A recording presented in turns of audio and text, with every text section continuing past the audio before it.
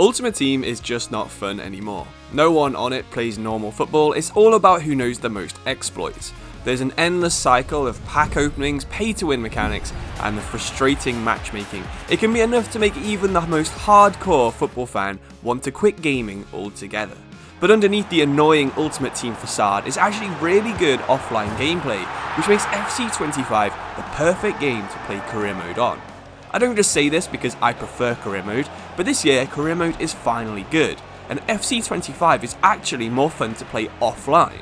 I'd bet that almost everything about career mode has improved since the last time you tried it, so if you're still unconvinced, I'm going to talk for the next couple of minutes about exactly why you need to try it this year. Okay, so let's start off with this year's biggest criticism about Ultimate Team, but it's also weirdly the career mode feature that's getting the most praise this year. Have you ever noticed how few players actually know how to play football on Ultimate Team? It's like EA actually enjoys the weird hybrid of arcade gameplay and make-believe tactics because there's so many different ways you can have success without ever having to actually play football when you're playing Ultimate Team.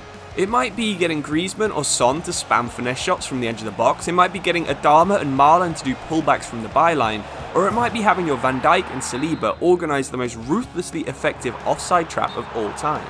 How many people do you play against that just try the same one thing over and over again? That's not how football works, and for a lot of people, they have one meta strategy, and if you can stop them doing it, you'll win the match. Of course, pullbacks, finesse shots and offside traps all happen in real life football, but the way that gameplay in Ultimate Team is set up just encourages people to find the one tactic that works and repeat it until they score. So these overpowered tactics have always been a big part of Ultimate Team. I remember when Ibarbo would be spamming crosses non-stop to Miroslav Klose back on FIFA 14. The annoying thing is, the gameplay this year is actually good enough to let you win in different ways, and you can do exactly that in career mode. I've had fun playing long ball with teams from Scandinavia, it's been fun to use tiki-taka with my athletic club team, and I've enjoyed using counter-attacks in a Nottingham Forest save too. To make things even better, this year you can actually make the AI change their playstyle every single game. That's right, we're finally at the point where career mode has more variation in matches than playing online does. And I can't believe we're here either. Back in the day you'd play Ultimate Team, and if you ever got bored of playing it, you would go on career mode and realise how stale playing against the AI was. Now, it's the total opposite. Don't get the AI confused with the one you might have played against in squad battles as well, because the one in career mode is very different to how it is in Ultimate Team. Now, I realise most of what I've talked about so far is just the flaws of Ultimate Team rather than the good things that career mode does better, but what is career mode actually really good at this year? Well, the Youth Academy has always been the one thing that EA wanted to add to Ultimate Team but couldn't quite figure out how.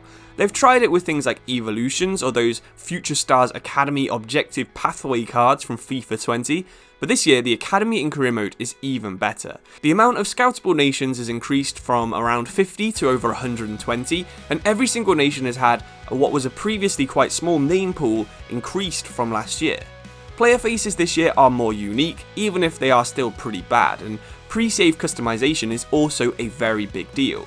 Whereas before, you could customize your save by moving a club between a different league or giving yourself takeover money, this year you can edit everything from player development speeds to the type of board objectives you receive to transfer embargoes to, if you want to, disabling the entire scouting system. But we haven't actually talked about the best part of career mode just yet. While Ultimate Team and career mode are both vaguely football related games, career mode is also a strategy game. You're not just playing one match at a time, you've got to think multiple seasons in advance. Do you give that young player game time now so they're better in 3 years time, or do you just go for the win in this match and keep your older players on the pitch? I think this is the part of the game that I love the most, and it's also a big part of why Football Manager is so popular with a lot of people. Of course, the strategy layer in Football Manager is a lot deeper than in career mode, but career mode does still require a surprising amount of strategy if you want to be successful. It's a totally different way to think about playing the game compared to Ultimate Team, and one that I think you'll love too, even if you aren't into more traditional strategy games. Okay, so let's go back to the things that Ultimate Team does worse than career mode.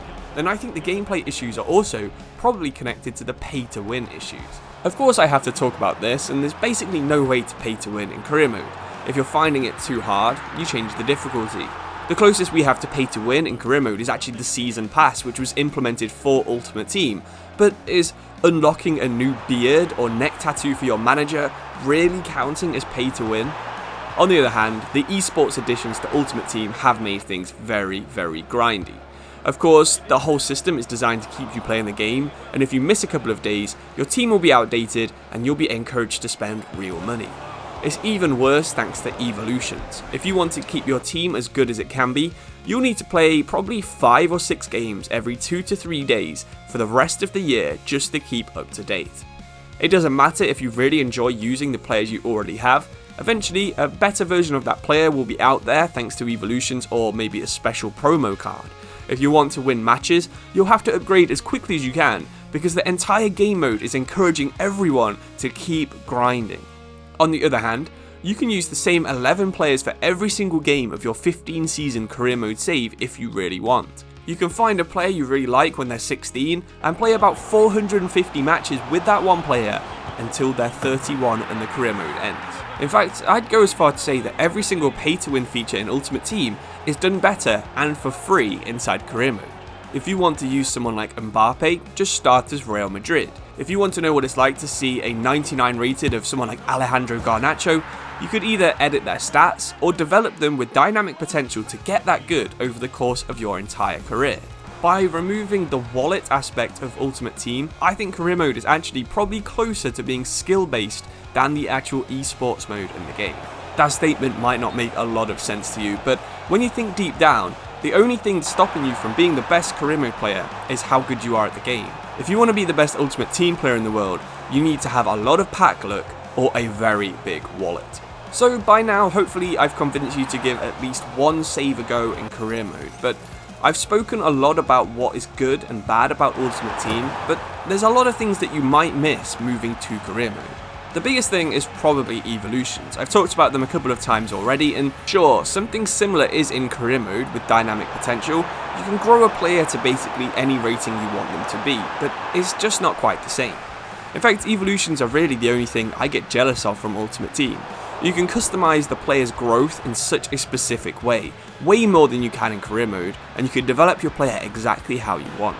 In fact, 3 of the things I wish were in career mode the most are all in the evolution systems. I don't really like the way you can't specifically target attributes in the training mode, I don't like the way that you can't add playstyles to players, and of course I don't like the way that you can't compete against real people using some of the players you've already had. Maybe in the near future we'll have some kind of online career mode with a chance to be a hybrid between career mode and Ultimate Team. I mean, imagine taking your career mode team into an online Champions League that uses the FUT style ability based matchmaking and maybe the star rating of your team. Winning would feel absolutely amazing, so much better than beating the AI in regular career mode. But until that happens, career mode offers something that Ultimate Team simply can't: the freedom to play football in your own way. There's no pressure to keep up with the meta, there's no need to grind objectives, there's no temptation to spend real money buying players. Instead, you build your club exactly how you want, whether that's turning a League 2 side into Champions League winners, creating a dynasty at a European giant, or developing the next generation of superstars through your youth academy. If you're tired of the Ultimate Team grind, if you're fed up with facing the same meta tactics game after game, and just want to enjoy football without the extra stress, then make sure you give career mode a try. This year's version might just remind you why you fell in love with football games in the first place, and after all, sometimes the best way to play isn't chasing the meta or building the perfect team. Sometimes it's the players that no one's used before that are the one that is ideal for your next journey. So thank you for watching. If you want to learn more about career mode and you're interested after watching this video, subscribe to this channel and look at some of my older videos like the one that's on screen right now. I think you'll find it pretty interesting. And I'll hopefully see you very soon for another video. But thank you for watching. I'll see you soon. Cheers and goodbye.